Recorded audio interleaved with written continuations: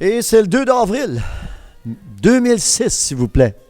Puis, remercie mon Dieu que nous sommes dans une église ici à Montréal. On l'appelle l'église Le Chemin du Paradis. Oui. Et puis, la raison que je lui ai donné ce nom-là, cette église-là, c'est parce que la parole, c'est ça qui nous amène au paradis. C'est ça. Pas le corbillard, non. Pas la maison funéraire, non. Plus loin qu'on vous apporte, c'est dans leur petit caveau ou dans le trou dans la terre. Oui, oui, oui. Puis c'est tout, voilà, il ne reste plus rien. On est poussière, et puis c'est pas ça qui va au paradis. Votre âme doit s'endormir avec Christ, doit s'endormir avec Jésus.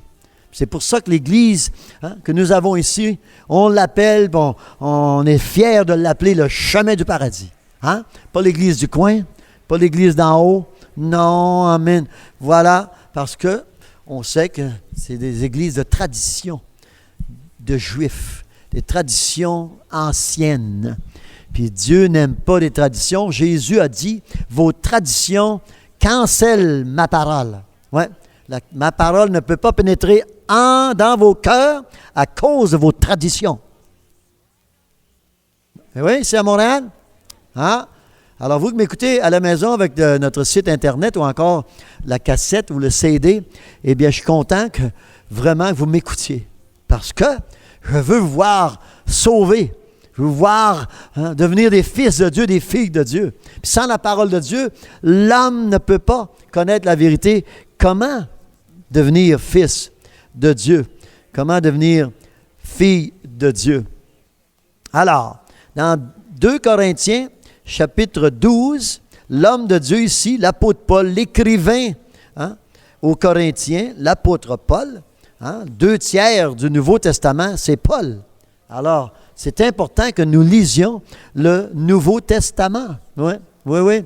Après les actes des apôtres. Après Marc, Luc, Jean, Matthieu. Amen. Il faut lire les actes des apôtres jusqu'à l'Apocalypse. Oui. Parce que c'est les Écritures inspirées de Dieu que l'apôtre Paul a vraiment été inspiré de nous donner. Et ici, on parle de l'apôtre Paul. Un homme absolument martyrisé à cause de Jésus-Christ. Prêcher Christ, de prêcher Jésus. Et puis, le diable faisait tout que Paul ne soit pas vraiment attrayant. Attirant? Attirant. Bon, voilà. C'est une réalité. Puis ici, à Montréal, c'est la même chose. Depuis que je suis à Montréal, moi ici, je vous dis une chose, que c'est sévère. Là, hein? Quand j'étais à la radio CFMB, à Montréal, la station italienne, amen, nous avions l'évêché italienne. Hein? Aller contre nous autres, contre moi, contre la station de radio. Oui. Ils ont commencé à boycotter la station de radio parce que leur chef catholique, leur évêque, a dit d'aller boycotter la radio, de ne plus acheter du temps à la radio, faites plus d'annonces à la radio, tant que l'homme de Dieu, ici, Claude Gagnon, arrête de prêcher à CFMB. Vous ne saviez pas ça, hein? Oui, nous, on connaît ça. Ouais. Et oui. Puis l'évêché de Montréal, c'est la même chose. Hein? Le monde ne nous aime pas. Ouais. L'évêché de Montréal a fait venir tous ces évêques de la région de Montréal, puis des monseigneurs, puis des chanoines, puis enfin, pour avoir une conférence avec les deux gérants principaux de la station CFMB, pour les convaincre à me faire sortir de leur station de radio. Ouais. Mais, ces deux hommes-là, il y en a un qui était italien, Walter Centa, et puis l'autre italien, c'est pas un italien, l'autre, le gérant, le propriétaire, c'est des Polonais. You know? Alors, enfin, mais eux, la gérance, les gérants ont dit à l'évêché de Montréal, nous, on vend du temps d'antenne. Hein? Puis on lui donnait, nous autres, combien d'argent par semaine, par semaine? 2045 $, je pense. 2250 $. C'est beaucoup d'argent. Alors on dit, c'est un client qui prêche Christ. Croyez pas en Jésus, vous autres les catholiques? Je prêche Jésus, puis on m'aime pas. Hein? Alors, c'est absolument des hypocrites, l'hypocrisie totale que les religions disent qu'ils prêchent Jésus puis qu'ils aiment Jésus. Ouais, ça paraît bien de la façon que vous me traitez. Vous aimez Jésus pas mal. Oui, mais vous êtes contre notre boudin. Vous êtes contre notre religion. Vous êtes contre ci, puis contre ça, puis quoi que ce soit. Alors,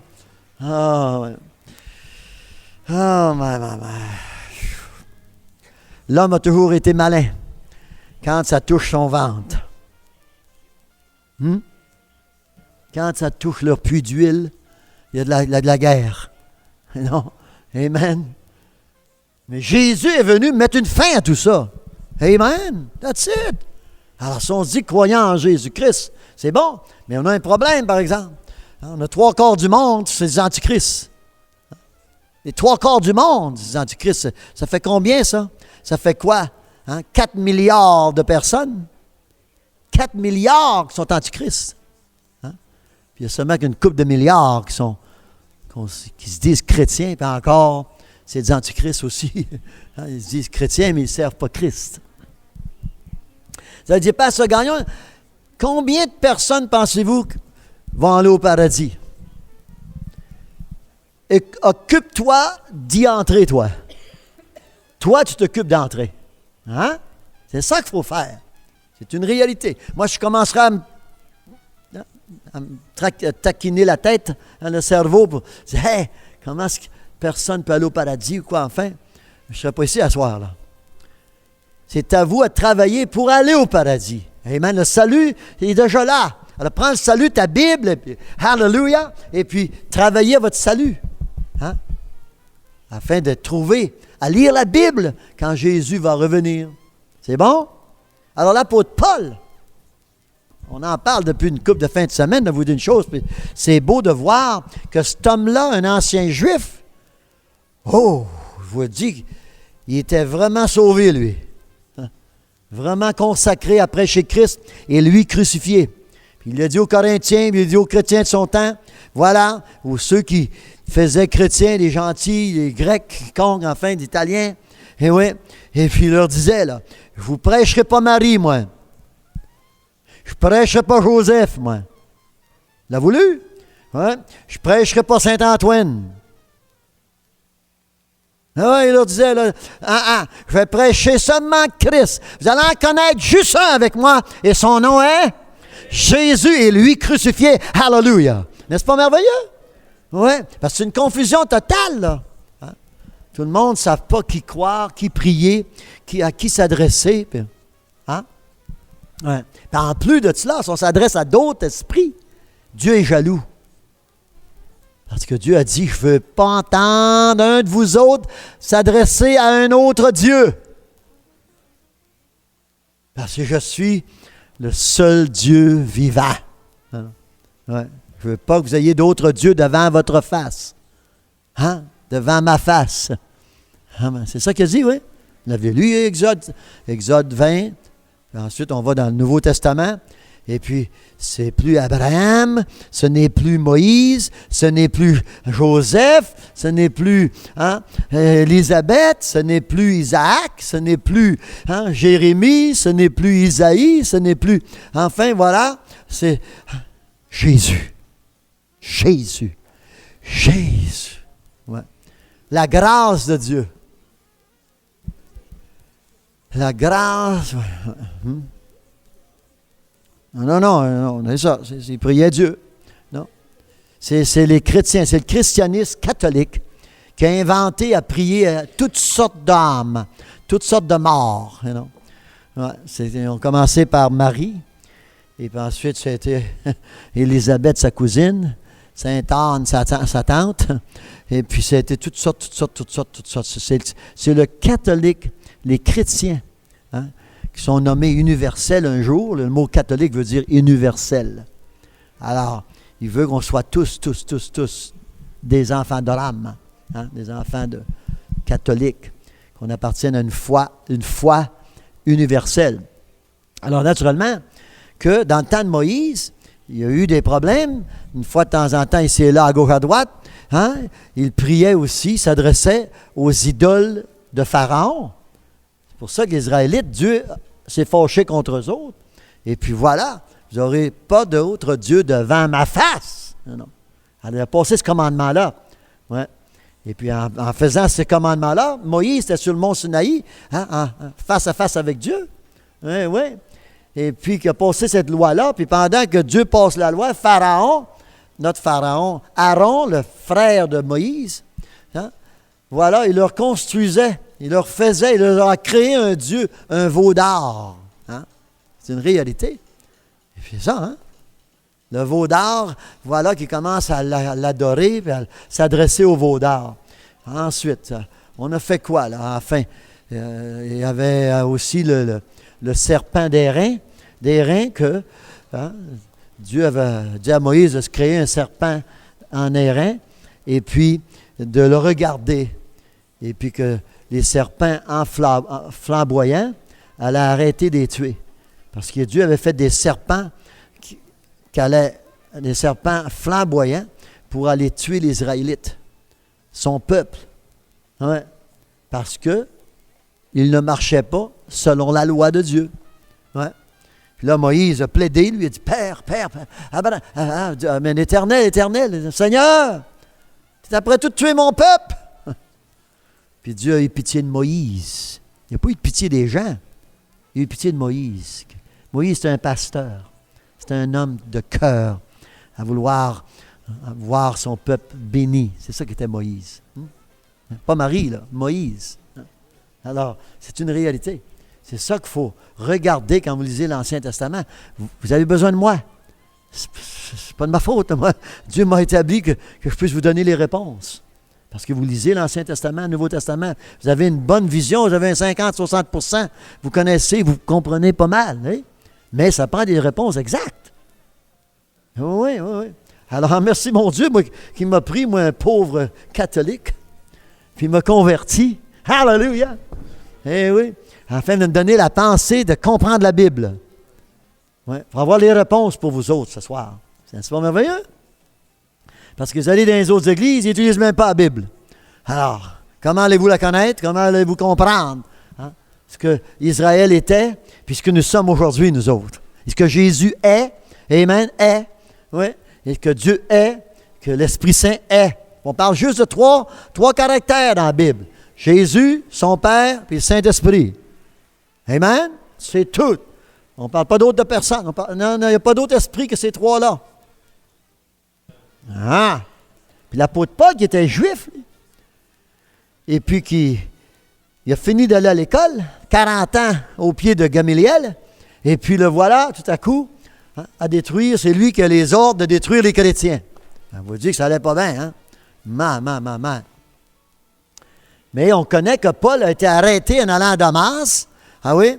Enfin, Paul avait des ordres de l'Église d'Israël d'aller détruire les chrétiens. Puis c'était pas longtemps après la crucifixion, puis après la résurrection. Quelques années seulement. Mais Jésus s'est emparé de Saul de Tarse, le grand juif intellectuel. Il n'y a pas de plus grand juif que lui.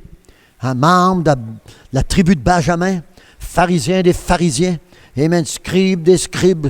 Tu ne peux pas trouver plus grand que lui, là.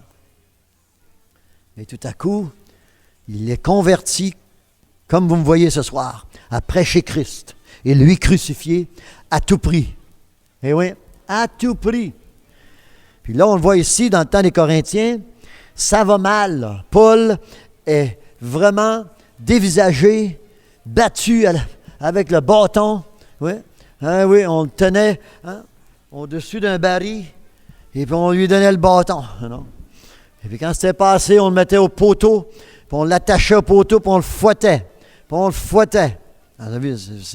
C'est cruel, là. Il faut dire qu'ici à Montréal, moi, si la loi ne serait pas démocratique, ça fait longtemps que j'aurais été fouetté, moi, avec. Amen. J'étais à Winnipeg une fois, puis je prêchais comme ce soir, ici, dans une église.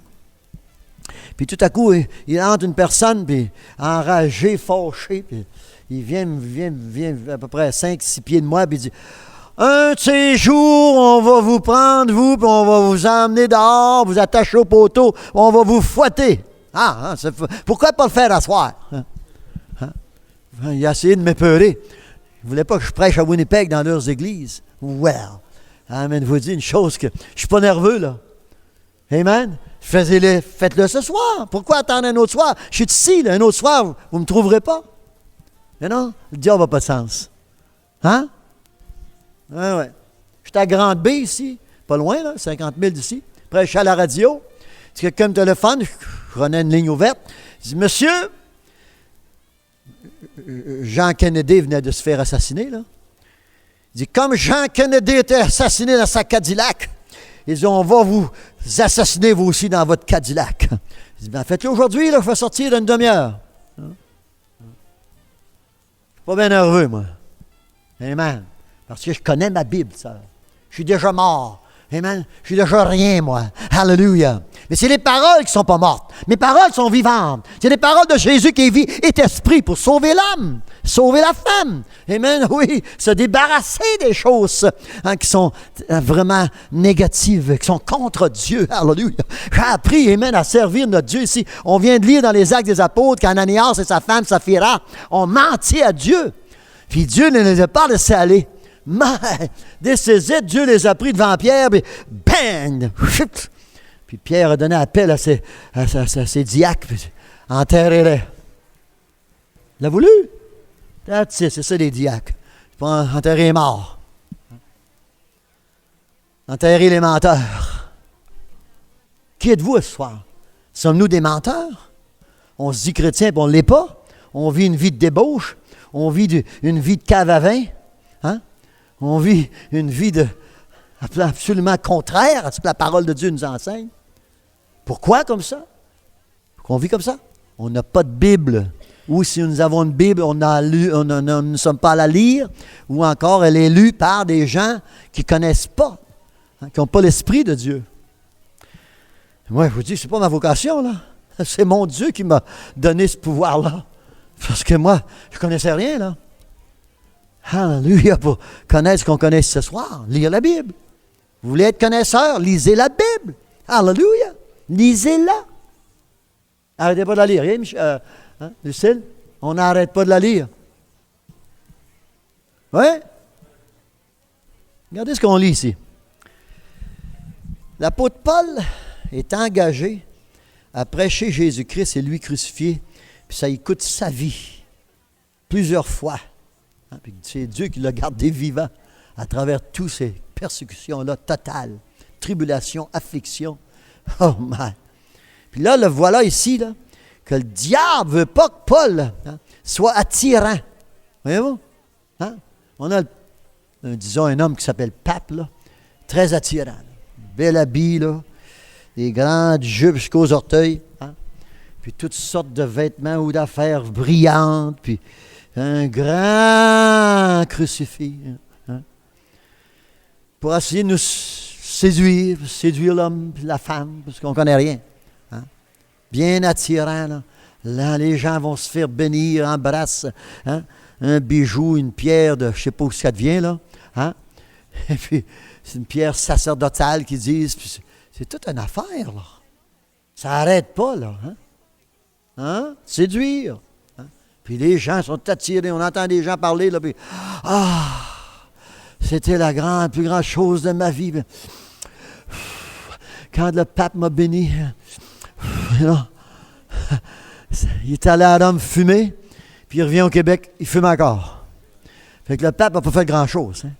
Ici, on entre en fumant, puis on sort plus de cigarettes. Alléluia! M'entendez-vous?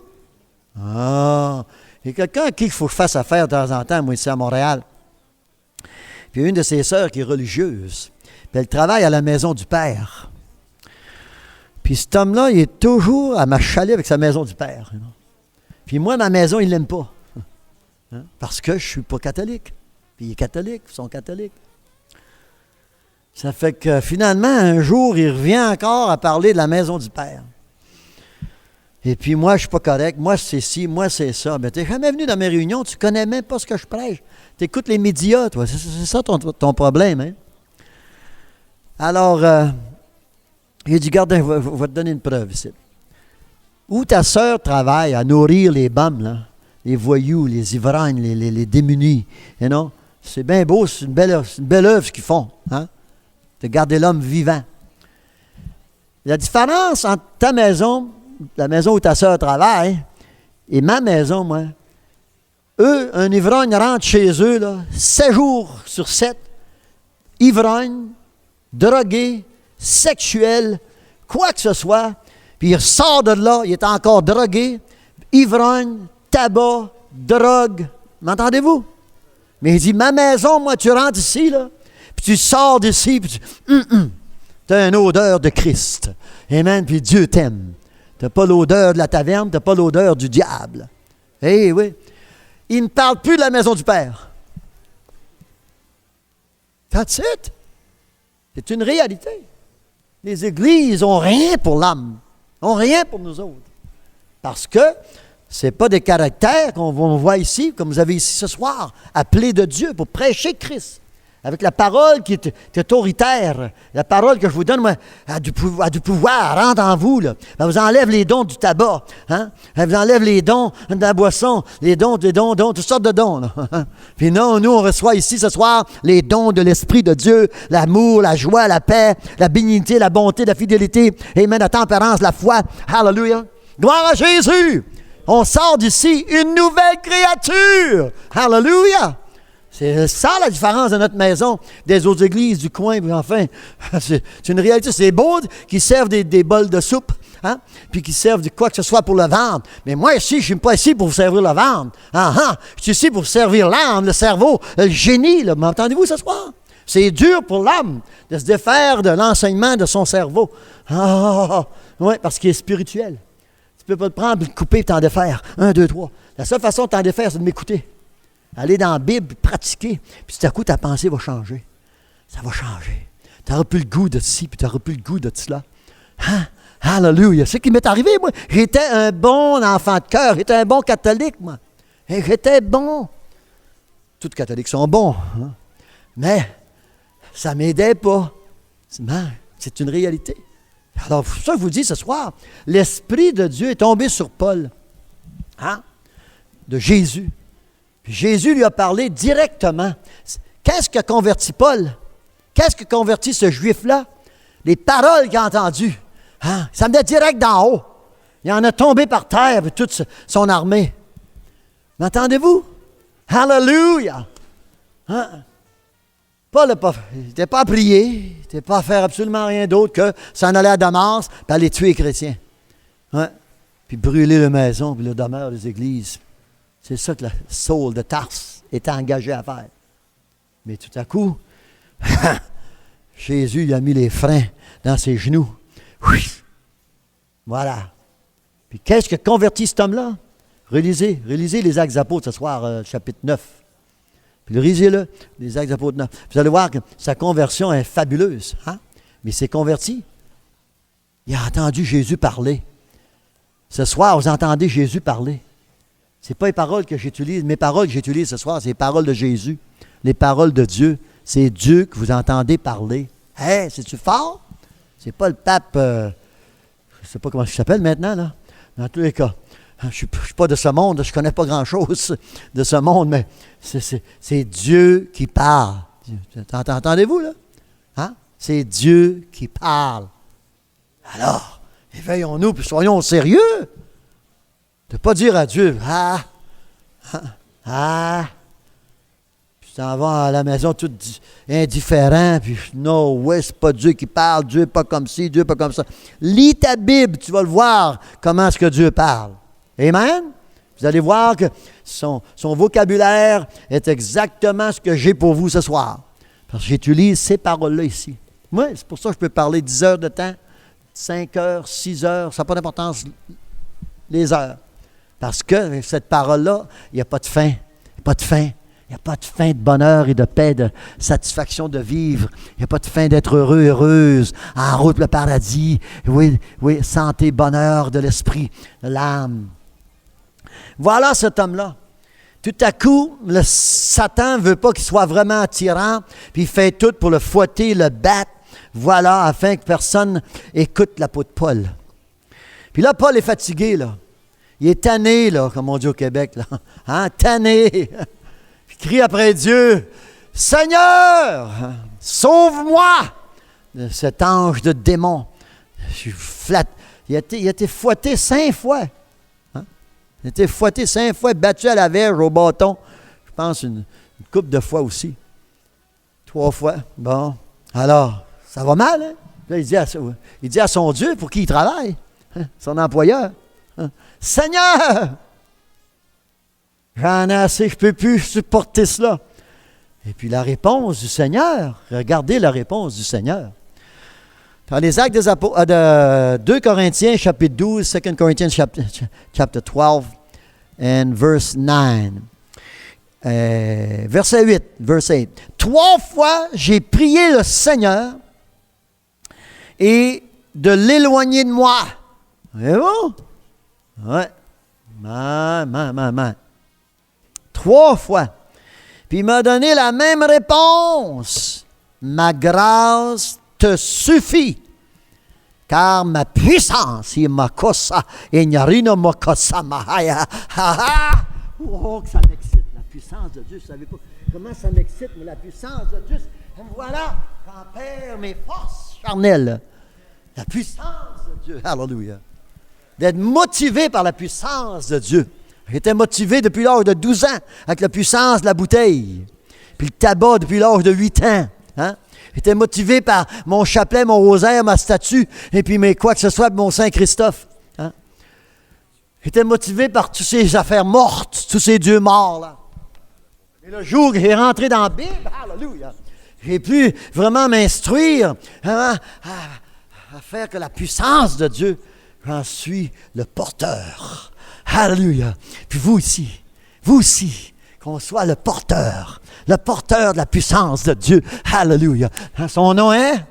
Christ est la puissance de Dieu. Sans le Christ, il n'y en a pas de puissance. Sans le Christ, il n'y a pas de pouvoir de devenir des enfants de Dieu.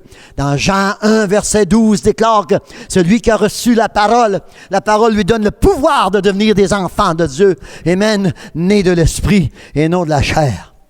Alléluia.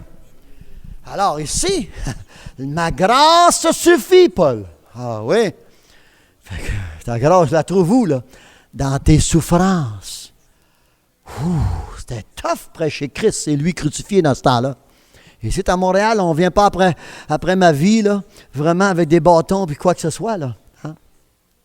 Il y a un prêtre catholique qui a dit à Walter Chanta, un des gérants de la radio CFMB, il a dit ça, si on n'a pas de moyen que tu puisses le faire arrêter de prêcher sur tes ondes, on va trouver un moyen pour y casser les jambes. Ça fait que là, ils m'ont appelé dans leur bureau, là. Ils m'ont appelé dans leur bureau, ils ont commencé à avoir peur. Ils ont commencé à installer des caméras dehors. Ouais. Oui, les gérants de la radio, ils étaient nerveux, là. Eh oui. Fait qu'ils m'ont appelé, moi et ma femme, on rentre dans leur bureau, on nous parle, ils disent, bon bien, un tel prêtre. Et après, donc, on a eu une conférence avec les évêques de Montréal, l'évêché des églises italiennes, surtout, parce que hein, c'est eux qui écoutent cette station-là plus que d'autres. Il dit, Pasteur Gagnon, il y a une chose qui nous inquiète, c'est que tel prêtre nous a dit qu'ils vont trouver un moyen pour vous casser les jambes. Ben, il dit, il faut prêcher en chaise roulante. Il va prêcher en béquille. Fait que là, il me regarde, il est tout surpris, ça ne m'épeurait pas, là. Hein? Vous allez dire ici au Québec? Ah oui, ici au Québec. Pas mieux qu'à Rome, pas mieux qu'à Jérusalem. Hein? Quand le diable se tourne contre vous autres, il se tourne contre vous autres. Comment, frère et sœur? Dieu a besoin de vous autres. Dieu a besoin de nous autres, de prêcher Jésus-Christ. Alléluia! Et non, pas de démontrer une croix, un crucifix ou quoi que ce soit. Non, Jésus n'est plus sur la croix. Amen? Jésus n'est plus sur la croix. Alors, on n'a pas besoin de démontrer la croix. Non, c'est nous. C'est nous. Alléluia. La puissance ici. Ma grâce te suffit. Puis cette grâce-là, regardez ce qui arrive ici. Car ma puissance, qui parle? Dieu. Le Seigneur lui parle. Regardez, lisez-le. Verset 9, dans 2 Corinthiens 12. Ma grâce te suffit, car ma puissance s'accomplit dans la faiblesse. Ça ne veut pas dire qu'il faut tout être à moitié crucifié comme Paul l'était. Non. C'est que faut que tu abandonnes ta chair. Faut que tu ne penses plus à ta personne. Faut que tu abandonnes ta personne. Puis c'est là que la puissance de Dieu va agir. Entendez-vous? C'est une réalité. C'est là que, moi, la puissance de Dieu, c'est ce qui remplace le docteur, ce qui remplace la médecine, ce qui remplace n'importe quoi. Souvent, la gasoline. Et puis, manque de gasoline du Père éternel fait que mon auto se rend à la prochaine station. On se rend là. Hallelujah! Et on a vu toutes sortes de puissances de Dieu à travailler pour nous. Amen! C'est fabuleux. Le commerce de Sœur Noëlla, c'est la puissance de Dieu qui a donné un commerce semblable. Elle n'avait pas une scène, elle était comme son pasteur. Tout le temps cassé. Tout le temps cassé. Elle n'avait pas un 5 sous dans sa bourse. Puis tout à coup, voilà, elle est bénie avec un commerce semblable. Elle bénit le monde avec son commerce. Puis du matin au soir, c'est la puissance de Dieu qui est tombée sur elle. J'ai prié pour elle. J'ai dit, Sœur, voilà.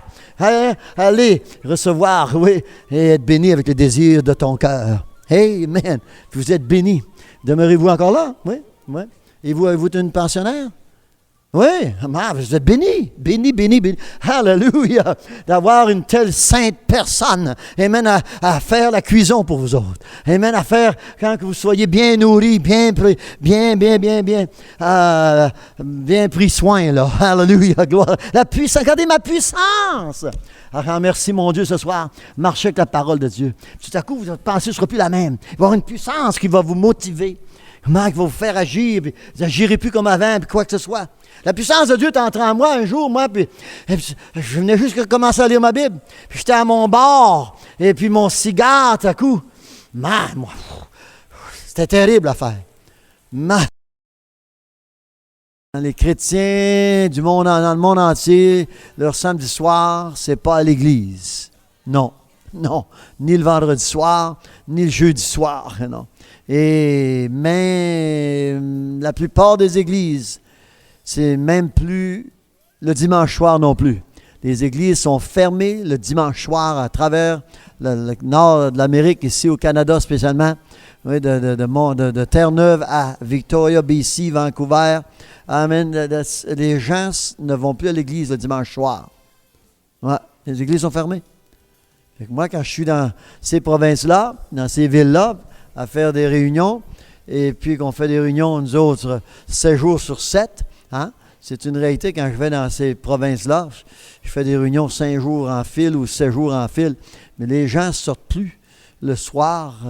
Moi, quand j'ai connu les églises qui avaient la Bible, là, 45 ans passés, eh bien, les églises étaient ouvertes. Et non, le mardi soir, le jeudi soir, le vendredi soir, le samedi soir, le dimanche. C'est fabuleux. Les églises étaient ouvertes. Et puis, je me demandais qu'est-ce qui se passait dans ces endroits-là.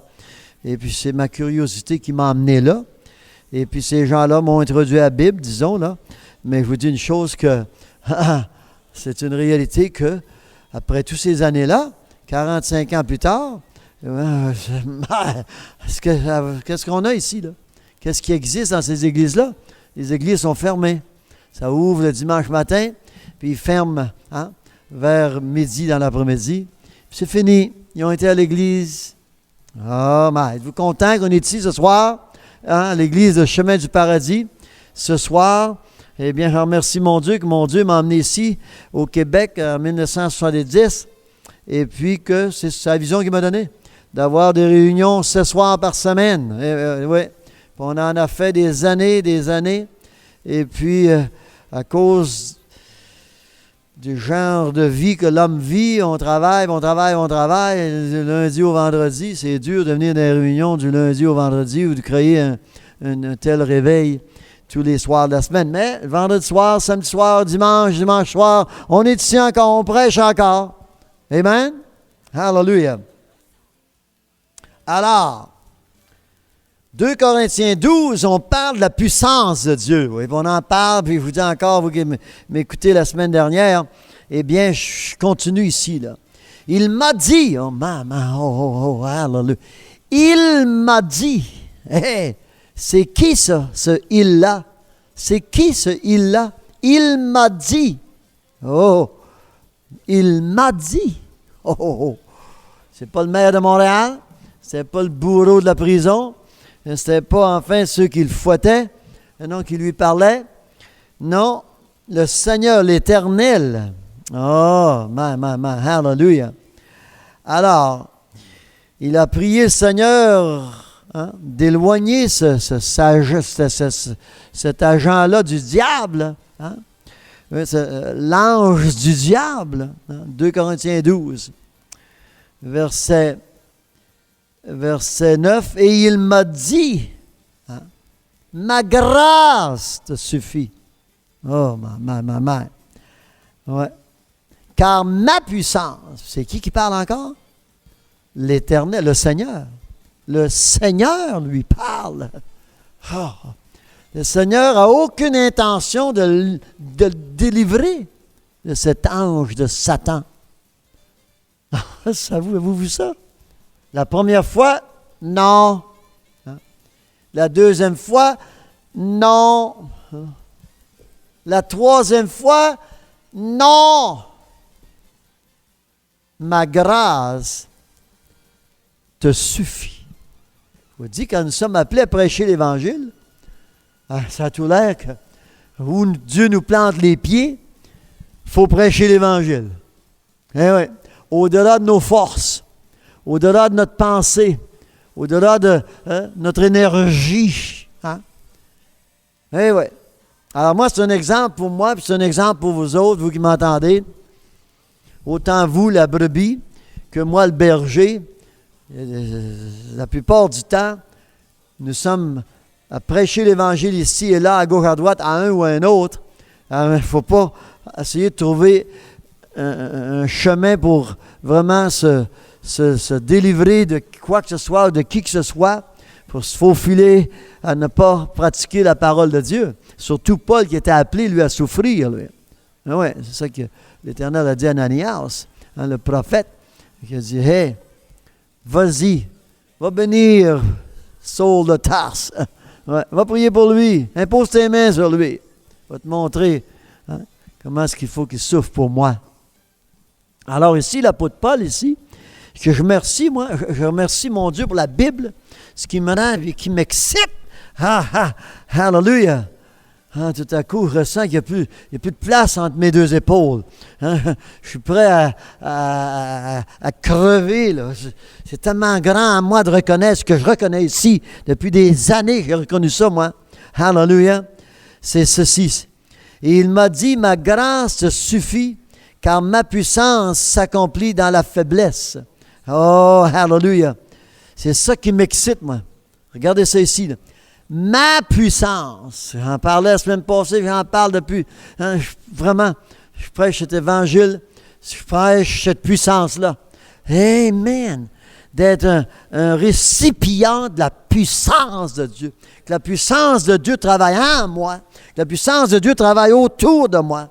Que la puissance de Dieu va travailler pour quiconque doivent me servir, doivent venir à mon service, à mes services. Et que ce soit qui que ça voudra, que ce soit la personne la plus méchante peut-être qu'on peut trouver sur la terre, mais ça n'a pas d'importance. C'est cette personne-là, là.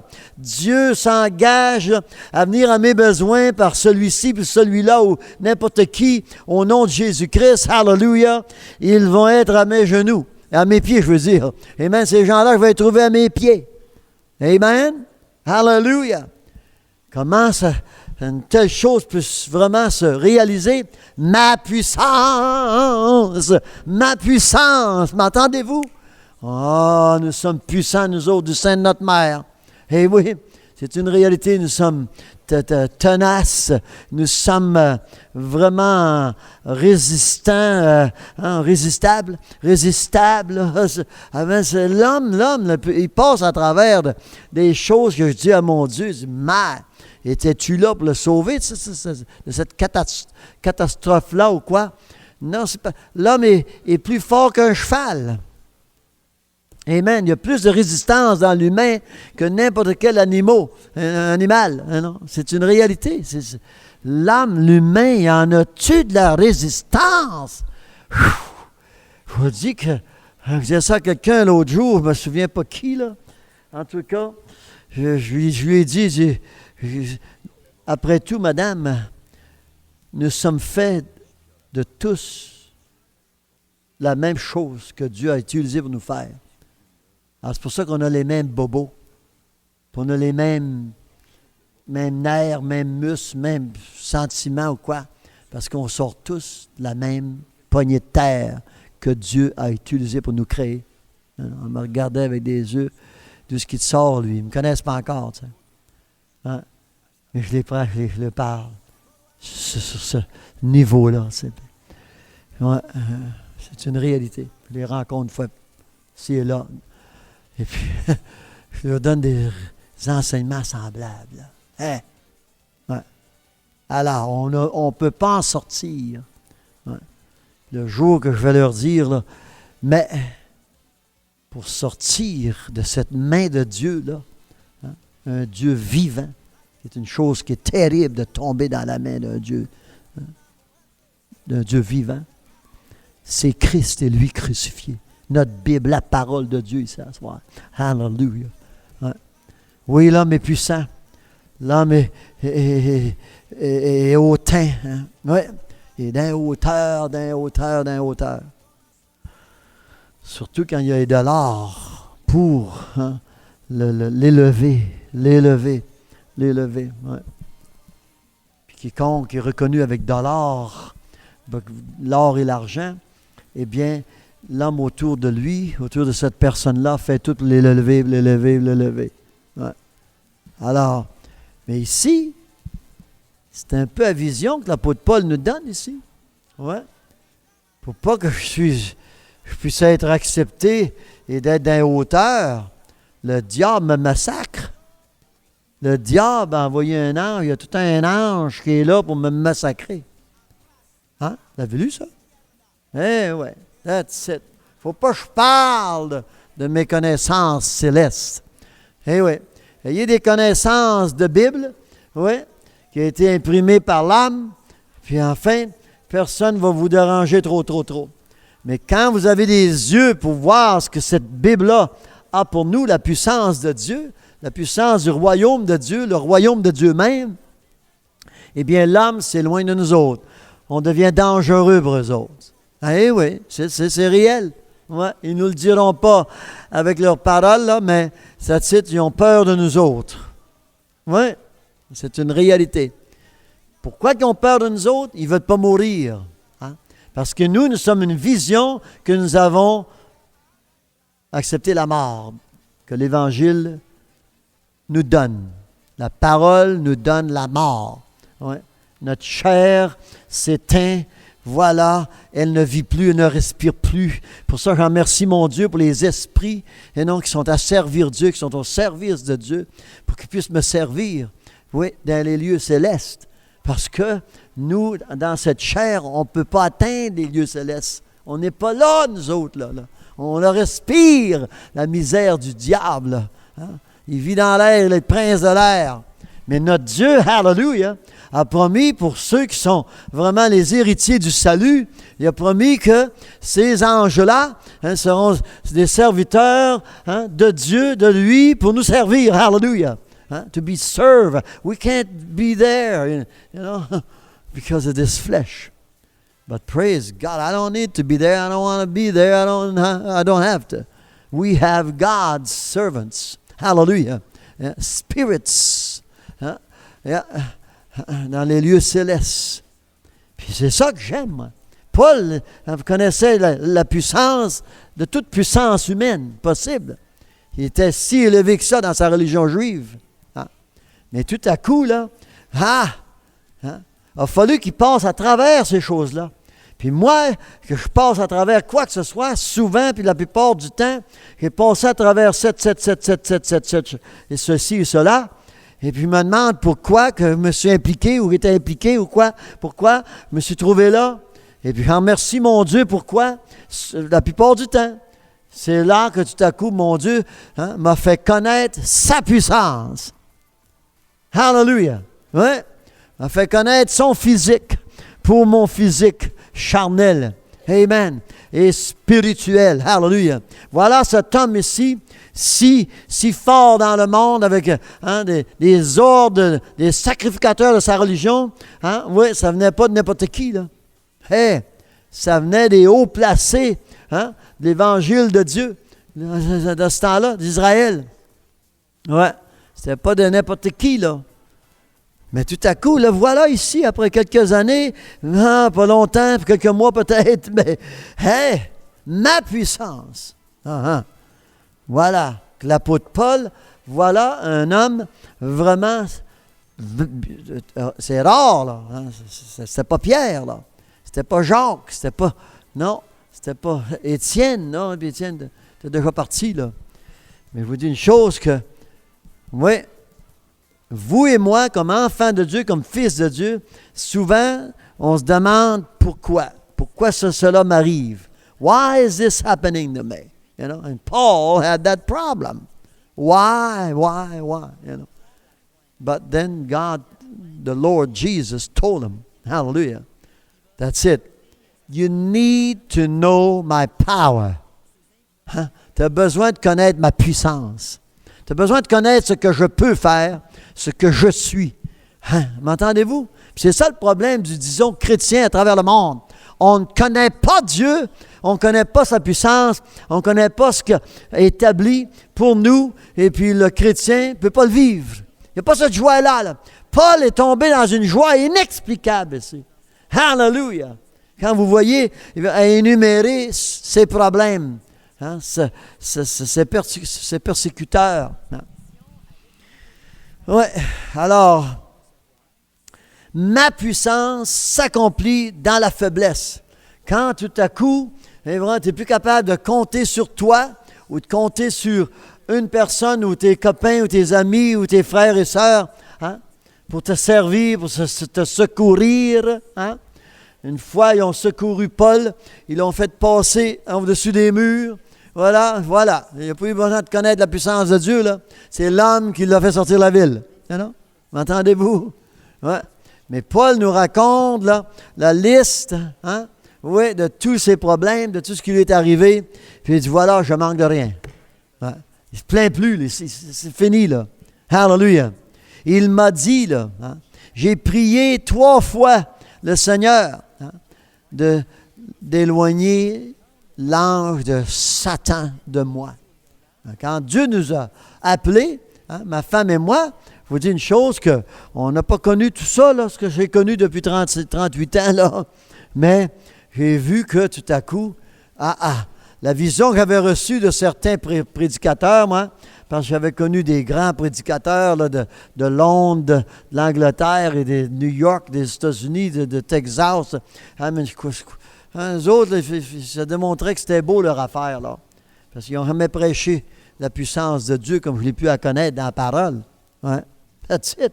Fait que quand j'ai été appelé à prêcher l'Évangile, moi, j'avais un peu la vision que j'allais être un peu comme ces gens-là. Mais c'est le contraire positif, là. C'est totalement différent, là. Ouais. Puis ces gens-là ne veulent pas m'approcher non plus. Non. La plupart meurent un après l'autre. Il y en a qui se suicident même. Il y en a qui sont suicidés, des prédicateurs de grande église, là. Ouais. Avec une femme d'un autre dans leur lit. Amen. J'en ai passé, j'en ai vu toutes sortes de couleurs, frères et sœurs. Puis me trouver ici aujourd'hui, là, avec une quinzaine de personnes, ou une vingtaine de personnes, ou une cinquantaine, ou une centaine, m'importe le nombre, alléluia. Mais maintenant, après toutes ces années-là, je me repose dans sa puissance, sa parole, alléluia. Ouais. Et puis, dans quoi que ce soit que j'envisage, je m'en fous, mon Dieu fait connaître sa puissance dans ce temps-là, dans ce moment-là. Que ce soit mes rognons qui arrêtent de fonctionner, que ce soit ma pensée qui arrête de voir la lumière, ou quoi, enfin, je m'en fous au nom de Jésus-Christ. Voilà, sa puissance va se réaliser. Sa puissance va faire ce qu'il a à faire. Amen. Ici, c'est ça que je vois, moi. La puissance. Oh, comment connaître Jésus? Comment connaître notre Seigneur? Comment connaître sa puissance? M'entendez-vous? Est-ce que vous me suivez? Connaître sa puissance. Ce que Dieu peut faire pour moi. Êtes-vous à ses services? Ou vous êtes ici seulement parce que vous aimez l'ambiance, vous aimez quelqu'un ici, vous aimez quelqu'un là, ou enfin, vous aimez la place, vous aimez les néons, non? Les lumières qu'on a ici ou quoi. C'est quoi, là? On vient ici pour quoi, là? Hein? Il y en a qui sont venus ici juste pour ça, les néons, ou encore il y avait un ami, ou encore il y avait quelqu'un ici, là, à gauche, à droite, enfin, ils se sentaient bien dans leur compagnie, d'aller au restaurant avec eux autres, sortir une fois de temps en temps, ou quoi, enfin, non, on a du fun, c'est beau venir ici, la musique, on ne peut pas avoir meilleur ailleurs, hein? Mieux que ça ailleurs, enfin, non, ouais, ça ne dure pas longtemps, ça. Ça ne dure pas longtemps, ça. Mais aujourd'hui, je vous donne la vision de vous soifer, ayez la soif. Donnez-vous la soif de connaître la puissance de Dieu, le faire agir dans votre vie. Hallelujah! Pas seulement qu'à prêcher l'Évangile non plus, mais le faire agir aussi dans vos sorties, dans vos entrées. Faites de la place pour qu'il agisse. Il a dit à Malachie, il dit à mon peuple, là, que je vais ouvrir les fenêtres des cieux. S'ils apportent leurs offrandes, si leurs offrandes, c'est ça. Leurs dîmes, c'est ça. Dans ce temps-là, il y avait la dîme et les offrandes. Je vais ouvrir les fenêtres. Je vais descendre sur eux. Je vais les vraiment protéger de ceux ou de la température ou de quiconque, quoi que ce soit. Vous allez avoir des champs qui vont prospérer. Je vais ouvrir les fenêtres, à donner, là. Hallelujah! Ouais. Pas seulement qu'à travailler de vos forces, de vos muscles seulement, puis après ça, vous êtes dans la débauche avec ce que vous avez fait. Quand tu travailles pour la gloire de Dieu, là, amen, tu ne t'engages pas dans la débauche, tu ne t'engages pas dans le péché. Tu es à servir Dieu. C'est ce que Jésus l'a dit, tu manges ma chair et bois mon sang, mais tu ne pêches pas. Tu auras la vie éternelle. Puis je vais te ressusciter à la fin des temps. Hallelujah. C'est là la prospérité qu'on appelle la vie. Amen. Le vrai, le véritable, la lumière véritable. Hallelujah. Alors ici, quand je lis l'apôtre Paul encore et encore et encore et encore, amen, vous qui me connaissez depuis tant d'années, 25, 30 ans, puis encore plus, amen, nous sommes dans les lettres de Paul. La plupart du temps, c'est général, de voir ici ce que Paul nous apporte pour vision, afin qu'on puisse connaître Dieu, nous autres aussi. C'est quoi connaître Dieu? On sait bien qu'il existe. Ça, c'est une connaissance que tout homme peut avoir. Il n'y a pas de grands athées sur la terre. Mais il y en a. Mais tout de même, la plupart des gens dans le monde entier, il y a 6 milliards de personnes, la plupart de ces gens-là croient que Dieu existe. Mais le connaître et connaître sa puissance. Hallelujah! Ouais. On se dépouille de nos revenus, on se dépouille de notre nécessaire. Paul a dit aux Philippiens, il dit, vous êtes dépouillés, là. Mon Dieu va venir à vos besoins. Amen, hallelujah. Jésus n'était pas inquiet de la petite veuve qui avait donné ses 2 derniers sous. Non, that's it. Il l'a élevé dans les hauteurs. Puis il est encore élevé aujourd'hui. Ça fait au-delà de 2000 ans, là. Hallelujah. Ouais, parce qu'il a connu son cœur. Il a connu son désir, puis elle a accompli son désir. Servir Dieu avec son nécessaire. C'est là que Dieu, tout à coup, s'excite.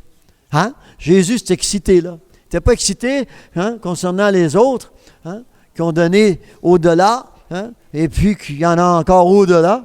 Puis il y en avait, il dit, voilà, elle a donné plus que tout le monde. When you see that little widow that gave her last mite, well, this is it. I mean, Jesus wasn't worried about her. No, because he knew the heart. She had the faith to do what she did. When you got a lot, you could give, well, who needs faith? No faith at all. Tu n'as pas besoin de foi à donner, que tu as des milliers, tu as des millions, ou encore tu en as tellement de revenus que donner 1000 piastres ou 100 piastres ou 5000 piastres, tu n'as pas besoin de foi pour le faire. Mais la petite femme, elle avait besoin de la foi pour ce qu'elle a fait, elle l'a fait. Amen. Elle a rendu Jésus très heureux. Très heureux. Très heureux, frères et sœurs. Voilà. Elle a connu la puissance de Dieu certain sur le long de son chemin quand elle a eu besoin de quoi que ce soit. Amen. Ah, c'est positif que son Dieu lui est venu à ses besoins. Comme il est venu aux besoins de son prophète ou de quiconque, ou enfin de la petite veuve avec sa petite cruche d'huile, puis sa petite canne de farine. Puis, enfin, c'est fantastique de voir qu'est-ce qu'on peut lire ici, nous faire reconnaître que Dieu a une puissance, il veut nous la révéler, il veut nous servir avec. Mais il faut lui donner, il faut ouvrir une porte, il faut le faire entrer dans nos besoins. Amen. Hallelujah. Puis d'être joyeux dans vos besoins. Pas se lamenter. Puis, oh, maman, comment ça se fait que ça arrive? Tout arrive. Well, ma secrétaire m'apporte des budgets, là, puis je regarde ça. Puis, ouais, c'est bon. OK. Praise the Lord. You know? Puis je regarde tout ça, là, parce que je serais dévasté, là.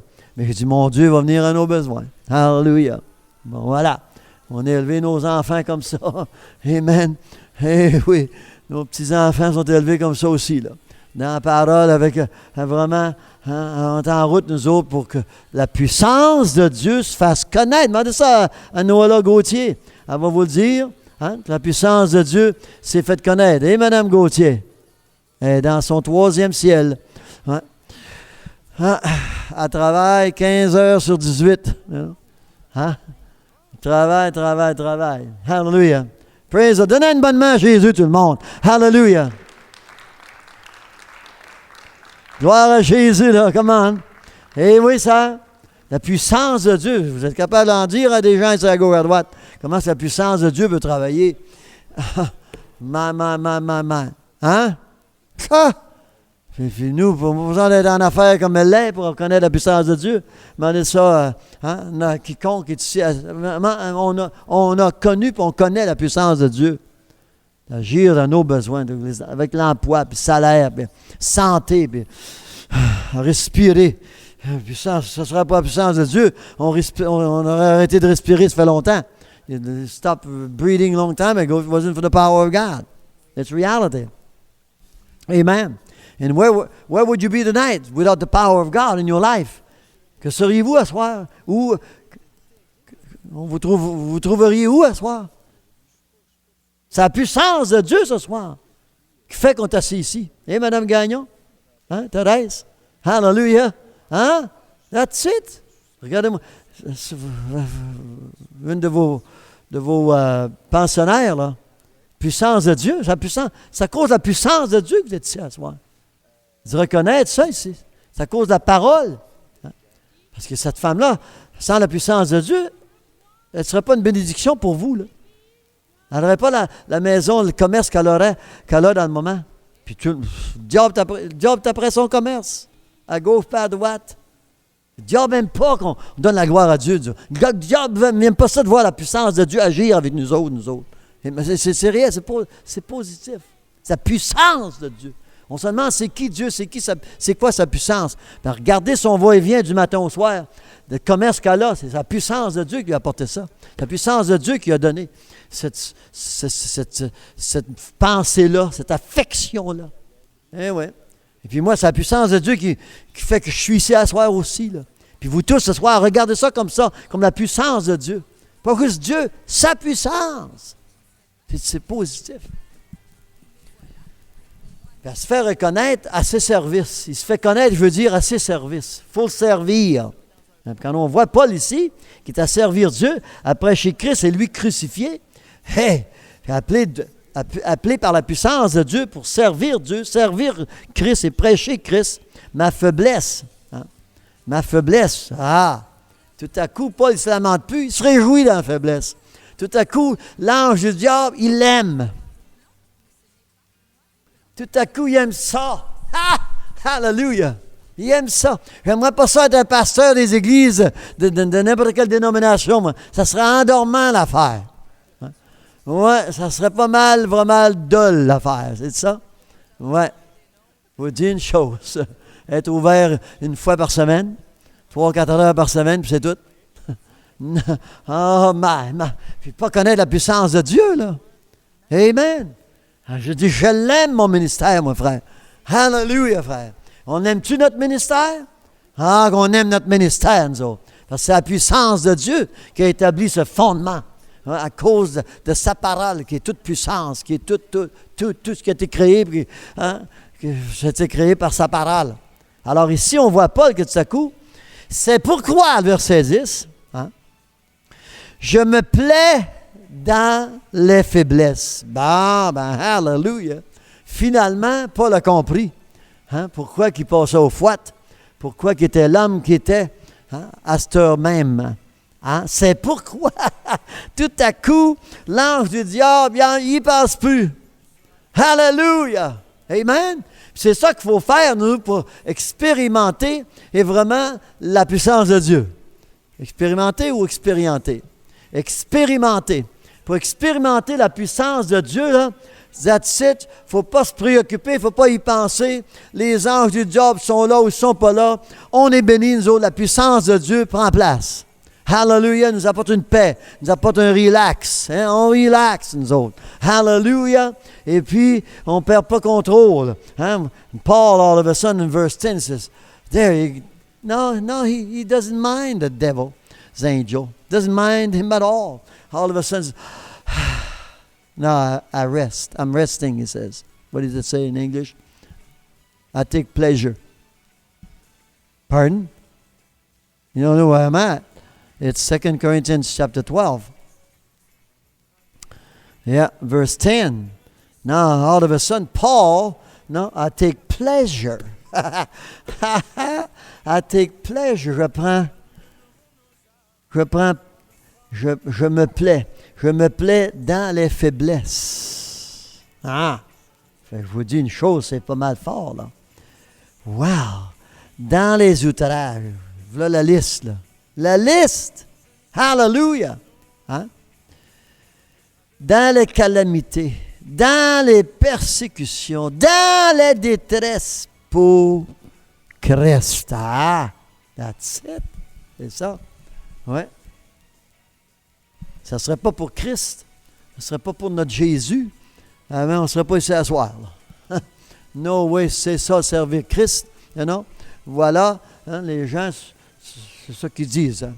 C'est ça, être des croyants ou être dans la Bible, j'en veux pas, tu sais. Ouais. Mais moi, ce soir, j'aime ça de voir ça ici. Regardez-moi ça, vous. C'est beau de connaître la puissance de Dieu, d'être nourri de puissance de Dieu, là. Qu'on ait tout ce que la terre, ce que sur la terre, hein? Qu'on nous offre, on nous en offre tout le temps. On veut qu'on soit à l'aise sur la terre. Mais je ne le veux pas. Moi, je ne veux pas me trouver à l'aise sur la terre. M'entendez-vous? No way, je ne veux pas me trouver à l'aise. Ça, c'est ce qu'on dit en français? À l'aise. Mais juste une couple de minutes, je vais vous donner une petite vision ici à soir. Dans Matthieu 11, 2. Jean, ayant entendu parler dans sa prison des œuvres du Christ, lui fit dire par ses disciples, es-tu celui qui doit venir ou devons-nous en attendre un autre? Lui, il avait un problème, là. Hein? Il avait tout un problème, là. Il y avait toute une persécution, lui-là, là. Hein? Puis dans nos persécutions, dans nos problèmes, servir Christ, souvent, on se demande, là, je suis-tu vraiment dans le bon ministère, moi, là? J'ai-tu vraiment prêché le bon bonhomme? Non? Mon Jean, ici, commençait à se demander, pour moi, il y en a un autre. Je suis mieux d'envoyer mes disciples lui demander, es-tu vraiment celui-là? C'est qui, là? Comment? Hein? C'est qui, là? C'est John the Baptist qui se pose la question, frère. Je vais continuer là-dessus demain. Parce qu'on entre dans des pétrins, frères et sœurs. Pour Christ, par exemple. Faites attention, là. Souvent, les gens se disent, je connais beaucoup de chrétiens, moi, puis de pasteurs, puis disons, quiconque, là, qui tout à coup, sont dans les besoins, dans la souffrance, puis ci, puis ça. Hein? Comment des gens m'approcher, moi. Hein? Je prêche l'Évangile, peux-tu m'aider, tu sais? Ah ouais. Ah.